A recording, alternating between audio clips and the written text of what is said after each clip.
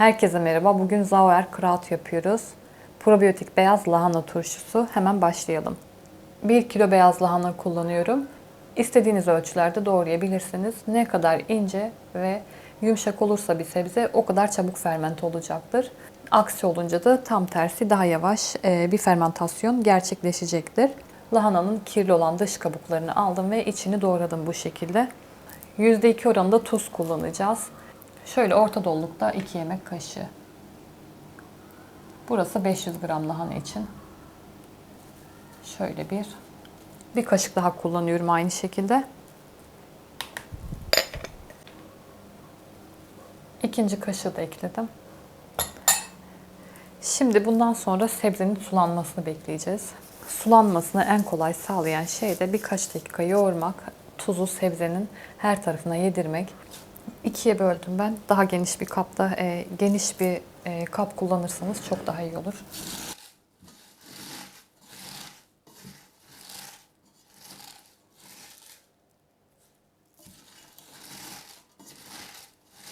Sebzelerim böyle yumuşadı. Çok az yoğurdum. Fazla yoğurmadım. Çünkü zaten tuzla bekledikten sonra yumuşayacak ve suyunu bırakacak. Çok fazla yoğurmaya gerek yok bundan dolayı. Bu şekilde 1,5 saat kadar bekleyecek. Kapakla örtüyorum ve 1,5 saat boyunca böyle bekliyoruz. Sebzelerim 2 saat bekledi. Şimdi kontrol ediyorum. Suyunu bırakmış. Biraz yoğuracağım elimle. Zaten hemen yumuşayacak. Çok fazla yoğurmayacağım.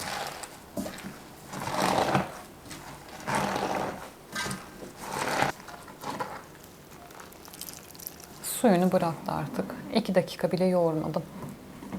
Şimdi kavanozumu aldım. Sirkeli suyla duruladım. Deterjan artıkları kalmadı. Sonra da sıcak su döktüm içine. Onunla da yıkadım. Böylece steril hale gelmiş oldu. Ferment ettiğimiz tüm ürünlerde temizlik şart, çok önemli. Altına bir tane tabak koymam gerekiyordu. Sıkı sıkı doldurmam gerekiyor. Boşluk kalmayacak aralarda, bozulmaması için.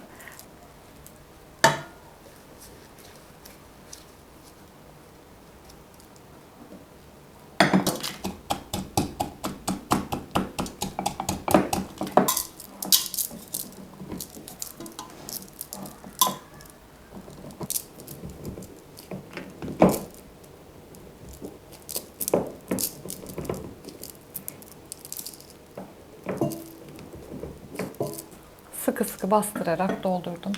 Bu kenarlarda sebze kalmaması gerekiyor. Şöyle bakıyorum. Tamamdır. Küçük cam tabaklar var bunlar. Yıkadım, bunu da koydum üzerine. Kapağını örtüyorum. Bir hafta 10 gün kadar fermentasyona bırakıyorum. Ama bu şekilde durmasına izin vermiyorum. Her gün kontrol ediyorum. Kapağını açıyorum. Bu şekilde bakıyorum.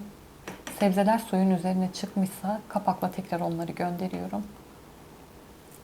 İlk 2 gün kapak bu şekilde kalacak. Çünkü fermentasyon çok hızlı oluyor ve kavanozun içindeki hava dışarı çıkmak zorunda. Kapağı örttüğünüz zaman çıkamayacak ve taşacak. Dolayısıyla turşunun suyu tükenecek. İlk 1 ya da 2 gün bu şekilde bırakır, sonra kapağı örterseniz taşma olmayacaktır ya da çok az olacaktır. Şimdi kavanozumu alıyorum ve direkt güneş ışığına maruz kalmayacak şekilde tezgahımda bir köşeye bırakıyorum.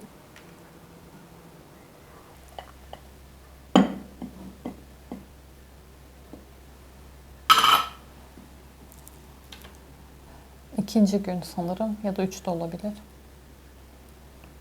Köpükler birikti üzerinde. Artık çok da köpürmüyor. Her gün bu şekilde kontrol ettim. Bundan sonra çok da taşacak gibi durmuyor. Kapağını örtüyorum. Ve beklemeye devam ediyoruz. Çok taştığını görürseniz tekrar kapağı biraz aralayabilirsiniz. Dinince de tekrar örtün.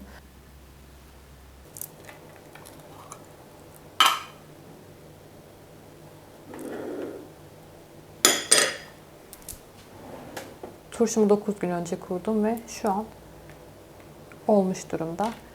Bu şekilde tüketmiyorum. Kapağını örtüyorum ve dolaba kaldırıyorum. Bir hafta kadar da orada bekletiyorum.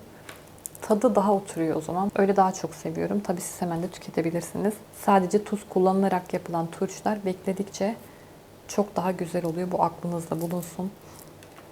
Fermentasyonu sonlandırmaya nasıl karar verdim? Baktım artık köpürmüyor. 1-2 günde öyle beklettim köpürmeden. Sonra dolaba kaldırıyorum. Şöyle bir dokusuna bakıyoruz hemen. 3. günden önce kapağını örtmeyin. Sebzenin suyun altında kalması gerekiyor. Diyelim ki tam denk getiremediğiniz günü taştı. O zaman tuzlu su ekleyin üzerine. Çünkü suyu giderse çürür. Önce dokusunu gösteriyorum. Yumuşama yok. Tadına bakıyorum.